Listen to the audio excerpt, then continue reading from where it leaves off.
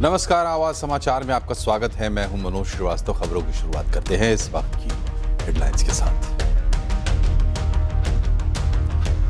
देश में एलपीजी को लेकर स्थिति चिंताजनक, सरकार ने दी जानकारी। लेकिन जंग के बीच पहला भारतीय जहाज शिवालिक एलपीजी लेकर मुद्रा पोर्ट पहुंचा। कल नंदा और जगलाड़की शिप में पहुंचेंगे भारत।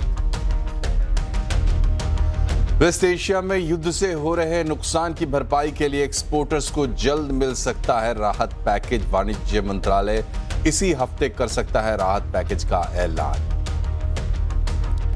एविएशन सेक्टर पर वेस्ट एशिया का संकट, दुबई एयरपोर्ट पर उड़ानें धीरे धीरे बहाल, चुनिंदा रूट्स के लिए उड़ानें शुरू।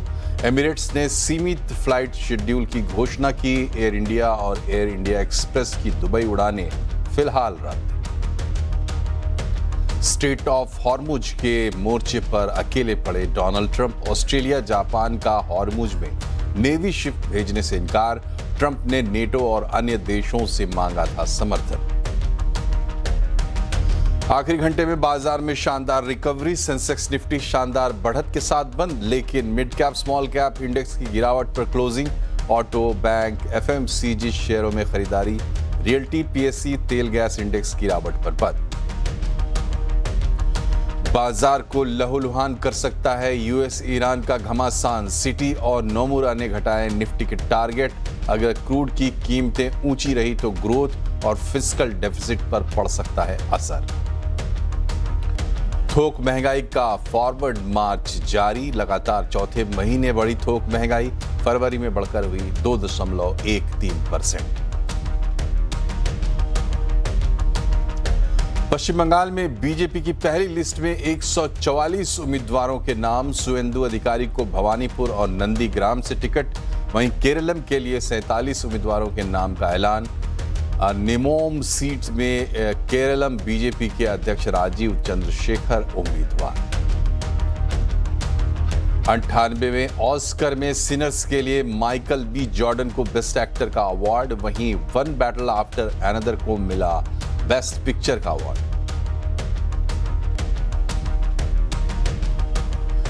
देश में एलपीजी की किल्लत के बीच अच्छी खबर आई है। स्ट्रेट ऑफ हॉर्मुज के रास्ते भारत का शिवालिक जहाज एलपीजी लेकर मुंद्रा पोर्ट पर पहुंच गया है। 2 और जहाज कल भारत पहुंचेंगे। वहीं दूसरी तरफ एयरपोर्ट्स के लिए सरकार राहत, एक्सपोर्टर्स के लिए सरकार राहत का पैकेज देने वाली है। युद्ध से जुड़े सभी बड़े अपडेट लेकर हमारे साथ हमारे संवाददाता जुड़ गए हैं, लक्ष्मण रॉय, आलोक प्रियदर्शी और रोहन सिंह। सबसे पहले चलते हैं लक्ष्मण रॉय के पास। बताएं लक्ष्मण जी, एलपीजी सप्लाई को लेकर क्या अपडेट है? देखिए, इस मामले में सबसे बड़ी राहत की खबर यह है कि एलपीजी को लेकर के 2 जो जहाज निकले थे वो स्ट्रेट ऑफ हॉर्मुज को दोनों जहाज पार कर चुके हैं। एक का नाम है शिवालिक, दूसरा का नाम है नंदा।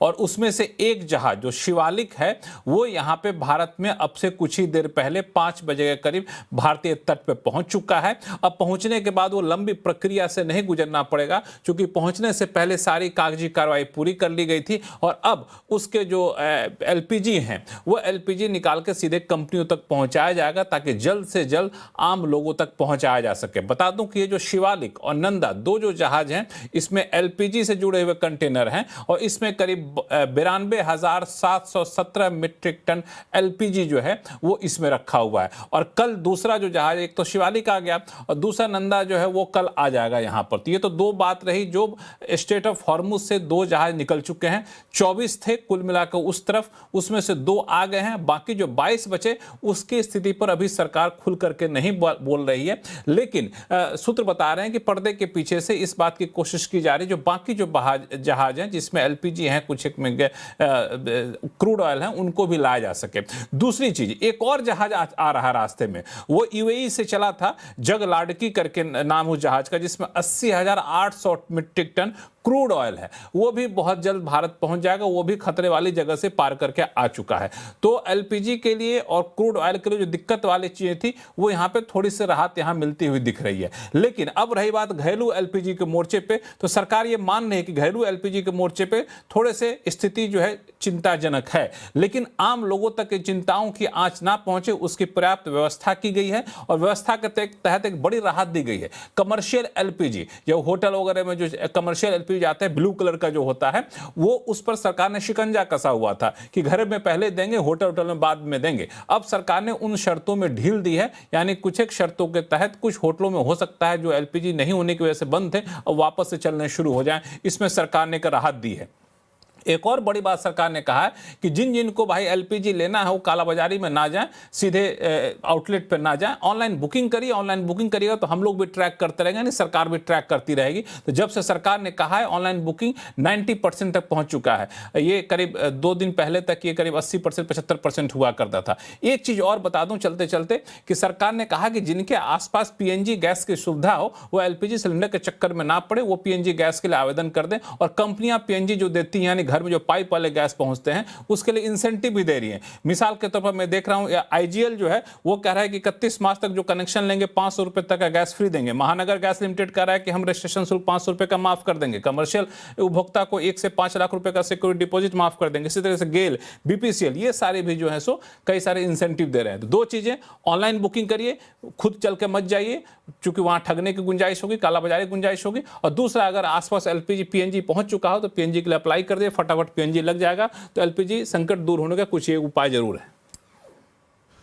जी, इधर वेस्ट एशिया में युद्ध के चलते एक्सपोर्टर्स को जो नुकसान हो रहा है उसमें राहत देने के लिए सरकार जल्दी ही एक पैकेज का ऐलान कर सकती है। वाणिज्य सचिव राजेश अग्रवाल ने कहा यूएस के साथ ट्रेड डील को लेकर भी तैयारी पूरी है, लेकिन इसमें देरी हो सकती है। तो आलोक, ये बताइए कि क्या राहत मिल सकती है एक्सपोर्टर्स को और यूएस ट्रेड डील पर क्या बातें हुई?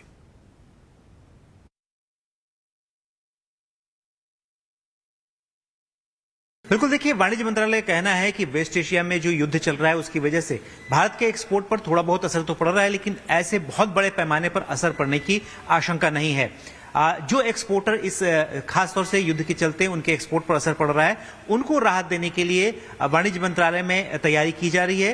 वाणिज्य सचिव ने बताया कि इसी हफ्ते एक राहत पैकेज का ऐलान किया जा सकता है। डीजीएफटी इस पूरे मुद्दे पर एक पैकेज तैयार कर रहे हैं और जैसे ही ये पैकेज तैयार होगा, क्योंकि इस प्रपोजल को वाणिज्य मंत्रालय ने वित्त मंत्रालय के पास भेजा हुआ है, और जैसे ही अप्रूवल मिलता है इसका ऐलान किया जाएगा ताकि एक्सपोर्टरों को बड़े पैमाने पर जो इस दौरान वेस्ट एशिया में युद्ध के चलते उनका कंसाइनमेंट फंसा हुआ है या फिर उन्हें लगातार नुकसान हो रहा है, उसकी भरपाई की जा सके।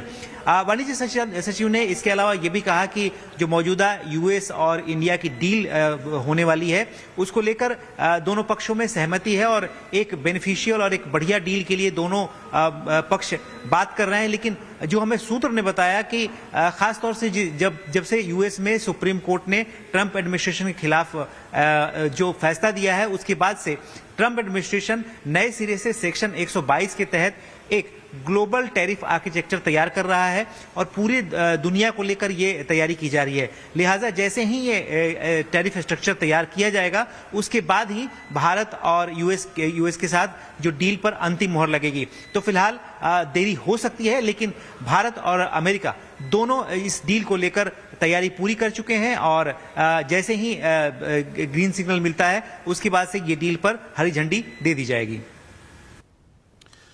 और वेस्ट एशिया संकट का असर पूरे एविएशन सेक्टर पर भी पड़ा है। ड्रोन हमले के बाद कुछ समय के लिए बंद होने के बाद दुबई एयरपोर्ट पर उड़ानें धीरे धीरे बहाल होने लगी हैं। वहीं सरकार ने आज संसद को बताया कि संकट की वजह से भारतीय एयरलाइंस अब तक 4,335 उड़ानें रद्द कर चुकी हैं।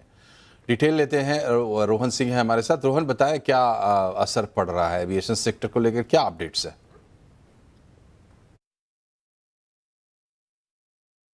जी, करीब 7 घंटे तक आज दुबई इंटरनेशनल एयरपोर्ट पर जो ऑपरेशंस हैं वो पूरी तरह से बंद रहे थे। आज सुबह एक ड्रोन अटैक हुआ था एयरपोर्ट पे, जिसके बाद एक फ्यूल टैंक में आग लग गई थी और इसको जो फायर फाइटिंग का पूरा ऑपरेशन था उसमें करीब 7-8 घंटे लग गए थे। इस दौरान बहुत सारे इनबाउंड फ्लाइट्स थे जिन्हें एयरपोर्ट के आसपास ही सर्कल करना पड़ा था। बाद में उन्होंने लैंड किया था और उसके बाद से अब दुबई इंटरनेशनल एयरपोर्ट ने ये घोषणा की है कि ग्रेजुअल तरीके से वो अपना जो ऑपरेशन है वो शुरू कर रहे हैं। एमिरेट्स ने भी कहा है कि वो दुबई इंटरनेशनल एयरपोर्ट से अपनी फ़्लाइट सर्विसेज शुरू कर रहे हैं। हालांकि ये लिमिटेड डेस्टिनेशंस के लिए होगी और तमाम जो पैसेंजर्स हैं उनसे कहा है कि वो घर से निकलने से पहले एक बार चेक ज़रूर कर लें फ़्लाइट का स्टेटस। अगर इंडियन एयरलाइंस की बात करें, एयर इंडिया एक्सप्रेस और एयर इंडिया इन दोनों ने ही आज के लिए अपना दुबई के जो जितनी फ़्लाइट्स हैं वो सारी कैंसिल की हुई हैं। कल हो सकता है वो रिज्यूम हो जाए, फिलहाल उसकी घोषणा नहीं की गई है। इसी बीच एक और खबर है कि civil aviation minister Ram Mohan Naidu ने आज पार्लियामेंट को ये बताया है कि जब से ये पूरी क्राइसिस शुरू हुई है वेस्ट एशिया की, तब से लेकर अब तक करीब 4,335 फ़्लाइट्स कैंसिल की गई है भारतीय एयरलाइन के ज़रिए और करीब 1100 से ज़्यादा ऐसी फ़्लाइट्स हैं जो कि भारत के डेस्टिनेशंस की हैं, जो कि इंटरनेशनल एयरलाइंस ने कैंसिल की है। लेकिन इस बीच उन्होंने ये भी बताया है कि इस पूरे संकट के दौरान 2 लाख से ज़्यादा पैसेंजर वेस्ट एशिया से भारत आए हैं अलग अलग फ़्लाइट्स के ज़रिए। और साथ ही उन्होंने संसद को ये जानकारी दी कि पूरी तरह से जो फ़्लाइट ऑपरेशंस हैं वो तभी शुरू किए जाएंगे जब स्थिति नॉर्मल हो जाएगी, क्योंकि भारत सरकार की जो प्रायोरिटी इस वक्त है वो सुरक्षित एविएशन को बनाए रखना है। बहुत बहुत शुक्रिया आपका रोहन। आलोक, आपका भी शुक्रिया। लक्ष्मण जी शुक्रिया। और हॉर्मुज की सिक्योरिटी प्लान पर राष्ट्रपति ट्रंप फंस गए हैं। आज इसी पर आवाज अड्डा में चर्चा होगी। हॉर्मुज पर अकेले पड़े ट्रंप, जरूर देखिए शाम 7:57 पर।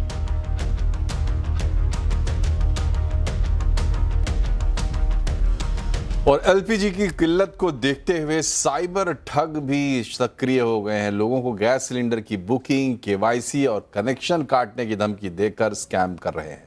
कैसे हो रही है एलपीजी के नाम पर ठगी और कैसे रहे सावधान ऐसे ठगों से, बता रहे हैं असीम मनचंदा।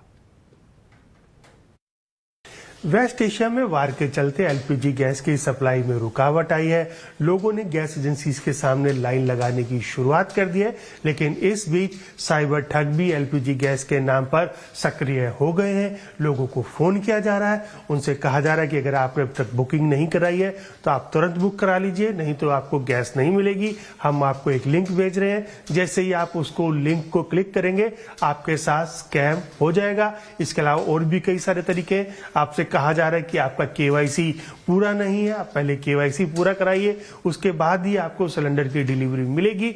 जैसे ही आप ये करते हैं आपके साथ स्कैम हो जाता है। इसके अलावा और भी कई सारे तरीके हैं जिनको कि साइबर ठग अपना रहे हैं। पीएनजी गैस को लेकर के आपको धमकी दी जा रही है कि आपका बिल नहीं भरा गया है या आपका केवाईसी पूरा नहीं है या आपका कनेक्शन अवैध है, तो उसके नाम पर भी फ्रॉड करने की कोशिश की जा रही है। और एक और तरीका है जिसमें कि कहते हैं कि मैं आपका गैस एजेंसी से बोल रहा हूं, आपका एजेंट हूं, आपको डिलीवरी करनी है, आप मुझे ओटीपी दे दीजिए। तो जैसे ही आप उसको ओटीपी देंगे आपके साथ फ्रॉड हो जाएगा। तो ये सारे तरीके जो स्कैमर्स हैं वो अपना रहे हैं। दिल्ली पुलिस और भारत सरकार ने इसको लेकर भी एडवाइजरी ऑलरेडी जारी कर दी है। तो आप कहीं भी ब्लैक या सस्ते एलपीजी गैस सिलेंडर के झांसे में ना आए, नहीं तो आपके साथ फ्रॉड हो जाएगा। जो आप ओरिजिनल लिंक्स हैं, जो ओरिजिनल वेबसाइट्स हैं या ओरिजिनल नंबर है, उनके ऊपर ही भरोसा रखिए। आपकी सावधानी आपको एलपीजी के नाम से ठगे जाने से बचा सकती है। असीम मनचंदा, सीएनबीसी आवाज। देश में रसोई गैस के संकट के चलते गाय के गोबर से बने उपले की डिमांड शहरों में भी बढ़ गई है। अहमदाबाद के आसपास ढाबे और रेस्टोरेंट में किचन गैस के बदले कोयला और उपले से चल रहा है। देखिए केतन जोशी की रिपोर्ट। अहमदाबाद शहर के आसपास ढाबे और रेस्टोरेंट पर अब कोयले की भट्टी और उपलों से चल रहा किचन दिखने लगा है। पिछले सप्ताह एलपीजी सिलेंडर की किल्लत के बाद उपले भी एक विकल्प बन गए हैं। अब ज्यादा पैसे देने पर भी कमर्शियल गैस सिलेंडर नहीं मिल रहा है। तो अभी हम चूल्हे से ग्रेवी बनाते हैं, जो चूल्हे से हो सकता है, कोलसे से हो सकता है, वो हम उस पे आ गए हैं। अभी गैस की बहुत दिक्कत है, गैस मिल नहीं रहा है। गैस का जो 1600 रुपये रेट था वो आज 4000 हो चुका है और 4000 देने के बाद भी गैस अवेलेबल नहीं है। अहमदाबाद शहर के आसपास नारोल, खादिया, नरोड़ा, राजकोट हाईवे जैसे इलाके में करीब 900 से ज्यादा ढाबों और रेस्टोरेंट्स में कोयला और उपले का इस्तेमाल होने लगा है। अहमदाबाद नगर निगम के पास बेघर पशुओं के गोबर से उपले और स्टिक बनाने वाला प्लांट है। इसका इस्तेमाल एनजीओस के माध्यम से किया जाता है, लेकिन यहाँ भी होटल रेस्टोरेंट से उपलों की डिमांड आने लगी है। हम सब यहाँ भूत कदेड़ी श्री बाला हनुमान मंदिर पर 40 साल से खाना खिलाते आए हैं, लेकिन फिलहाल अभी गैस की कमी होने की वजह से म्युनिसिपल कॉर्पोरेशन को गोबर गैस का स्टिक और जो दी है छान, उससे हम बना के लोगों को खिलाते हैं। उनका बहुत बहुत आभार है और जब तक ये मिलता रहेगा हम लोगों की सेवा करते रहेंगे। ये गौस्टिक की उपयोगिता को ध्यान में रखते हुए हमने अभी 34 जितने अलग अलग धार्मिक संस्थानों में ये गौस्टिक पहुंचाई है और शहर के अदर्स जो कॉमर्शियल एकम जो इसका लकड़ी का यूज करते हैं वो लोगों ने भी ये लेने के बारे में इंक्वायरी किया है, लेकिन जो स्टिक की हमारी अवेलेबिलिटी है उसके हिसाब से अभी हमने धार्मिक संस्थानों को ये फ्री में दिया है। गैस न मिलने पर अहमदाबाद में दर्जनों छोटे मोटे रेस्टोरेंट बंद भी हो चुके हैं। अगर किल्लत ऐसे ही रही तो अहमदाबाद शहर के आसपास समस्या और बढ़ेगी। गैस संकट की इस घड़ी में ये गोबर से बने उपले और स्टिक ही कई सारी एनजीओ और चाय के ठेले वालों के लिए आशीर्वाद का काम कर रहा है। इससे एक ही संदेश मिलता है कि पारंपरिक ऊर्जा का अन्य कोई विकल्प हो ही नहीं सकता। केतन जोशी, अहमदाबाद। कच्चे तेल की कमी और कीमतों में बढ़ोतरी से पैकेजिंग इंडस्ट्री भी परेशान है। रॉ मटेरियल की लागत में करीब 50-60% की बढ़ोतरी से पैकेजिंग मटेरियल महंगा हो गया है। इससे कंपनियों की प्रोडक्ट पैकेजिंग कॉस्ट भी करीब 15-20% तक बढ़नी तय है। वेस्ट एशिया में युद्ध के चलते पैकेजिंग मटेरियल बनाने वाली कंपनियों के सामने रॉ मटेरियल का संकट खड़ा हो गया है। बबल रैप और ईपीसी फोम बनाने वाली नोएडा की एक कंपनी का कहना है कि प्लास्टिक ग्रैन्यूल्स की कीमतें पिछले 10 दिन में 95-100 रुपए प्रति किलो से बढ़कर सीधे 160 से 170 रुपए प्रति किलो हो गई है। इससे कारोबार पर प्रभाव पड़ रहा है। पिछले 10-12 दिनों में रॉ मटेरियल के प्राइसेस लगभग 40 से 50% बढ़ गए हैं और माल की अवेलेबिलिटी के इश्यूज आ रहे हैं। पैकेजिंग इंडस्ट्री अनफॉर्चुनेटली ऐसी है कि सिर्फ पैकेजिंग पे असर नहीं रहेगा, उसका असर मैन्युफैक्चरिंग पे भी जाएगा, उसका असर ई कॉमर्स पे भी जाएगा, ऑटोमोबाइल इंडस्ट्री पे भी आएगा, अप्लायंस इंडस्ट्रीज पे भी आएगा। पैकेजिंग मटेरियल का इस्तेमाल ऑटोमोबाइल से लेकर ओईएम्स और व्हाइट गुड्स बनाने वाली कंपनियां बड़े पैमाने पर करती हैं। इसके अलावा ई कॉमर्स कारोबार में पैकेजिंग का अहम रोल है। इससे ग्राहकों तक सेफ डिलीवरी संभव हो पाती है। अब पैकेजिंग मटेरियल के महंगा होने से प्रोडक्ट की लागत बढ़ रही है। बर्थडे पार्टीज के सप्लाईज बनाते हैं और रोज के हमारे 150 से 200 ऑर्डर जाते हैं, जिसमें हम लोगों को बहुत सारा बबल, प्लास्टिक के बैग्स सब यूज करना पड़ता है। अब जब से ये क्रूड ऑयल की प्रॉब्लम चली है, पैसे बहुत ज्यादा इंक्रीज हो गए हैं, जिसकी वजह से हम लोगों को बहुत ज्यादा इन्वेस्टमेंट हो रहा है पैकेजिंग में एंड हम लोगों के प्रॉफिट मार्जिन बहुत कम होते चले जा रहे हैं। देश की पैकेजिंग इंडस्ट्री इस वक्त 100 से 105 बिलियन डॉलर की है, जिसके 2030 तक करीब 170 बिलियन डॉलर तक पहुंचने का अनुमान है। प्रोडक्ट पैकिंग के लिए इस्तेमाल होने वाला इस तरह का बबल रैप ये प्लास्टिक ग्रेनुअल से बनाया जाता है, जो कि सीधे रिफाइनरीज से आता है। यानी पैकेजिंग इंडस्ट्री में इस्तेमाल होने वाला ज्यादातर रॉ मटेरियल कहीं ना कहीं क्रूड यानी कच्चे तेल का बाय प्रोडक्ट होता है। कच्चे तेल की कीमतें बढ़ी हैं, शॉर्टेज भी है, ऐसे में इसका सीधा असर पैकेजिंग इंडस्ट्री पर पड़ रहा है। कैमरामैन अखिलेश के साथ आलोक प्रियदर्शी, सीएनबीसी आवाज, नोएडा। यहाँ रुकते हैं एक छोटे से ब्रेक के लिए, लेकिन खबरें अभी और भी है। बने रहिए सीएनबीसी आवाज के साथ।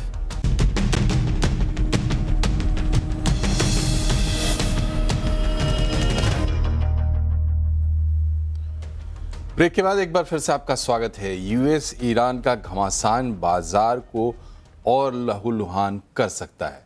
सिटी और नोमुरा ने निफ्टी के टारगेट घटा दिए। उनका कहना है कि अगर क्रूड की कीमतें ऊंची बनी रहीं तो ग्रोथ और फिस्कल डेफिसिट पर भी असर पड़ना तय है। पूरी डिटेल बता रहे हैं मेरी सहयोगी नुपुर।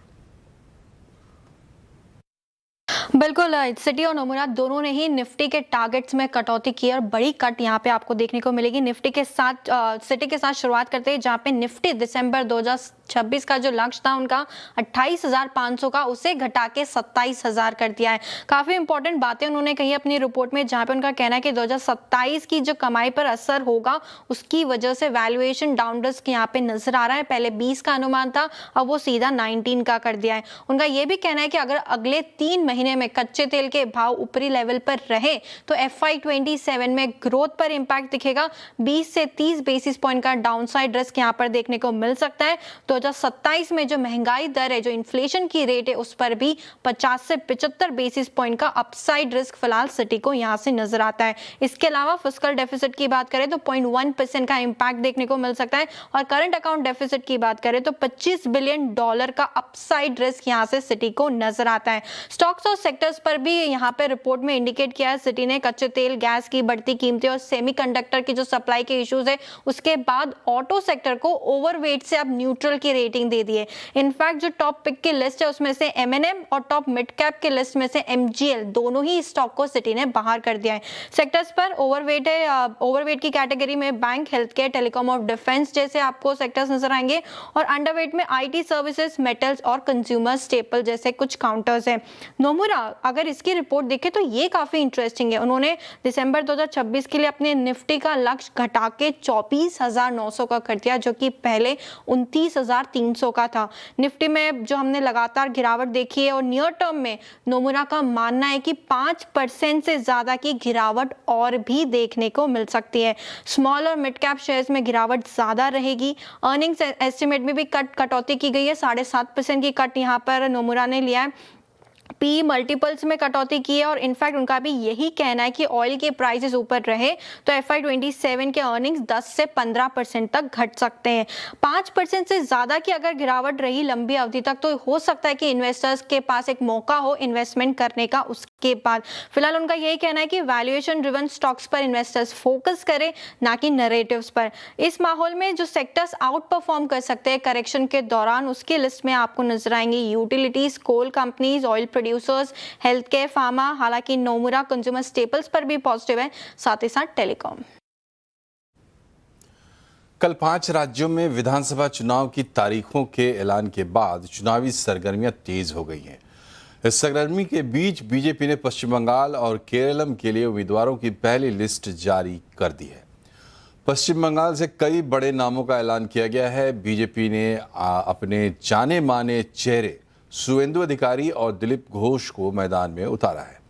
सुवेंदु अधिकारी को नंदीग्राम और भवानीपुर से टिकट मिला है। पिछले चुनाव में सुवेंदु अधिकारी ने नंदीग्राम से ममता बनर्जी को हराया था। वहीं दिलीप घोष ने बीजेपी में अपना अलग अहम योगदान दिया है। वे पश्चिम बंगाल से बीजेपी के प्रदेश अध्यक्ष और राष्ट्रीय उपाध्यक्ष भी रह चुके हैं।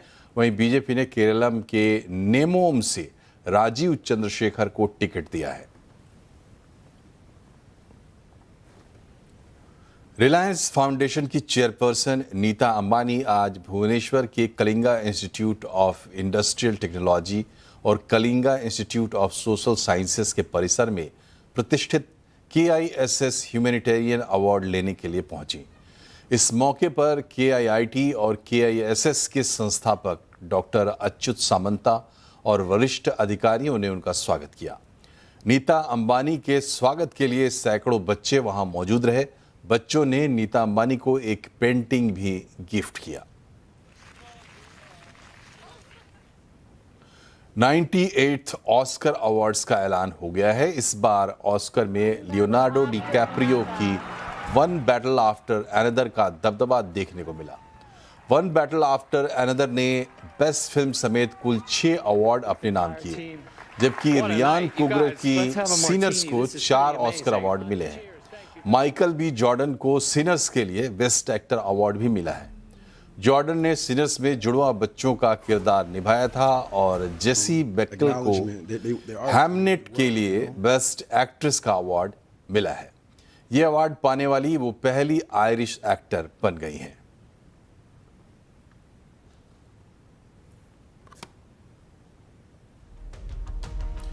और इसी के साथ बुलेटिन में फिलहाल इतना ही, लेकिन खबरों का सिलसिला लगातार जारी रहेगा, इसलिए आप भी जुड़े रहिए CNBC आवाज से और अपडेट रहिए खबरों से हमारे सोशल मीडिया हैंडल्स के जरिए। नमस्कार।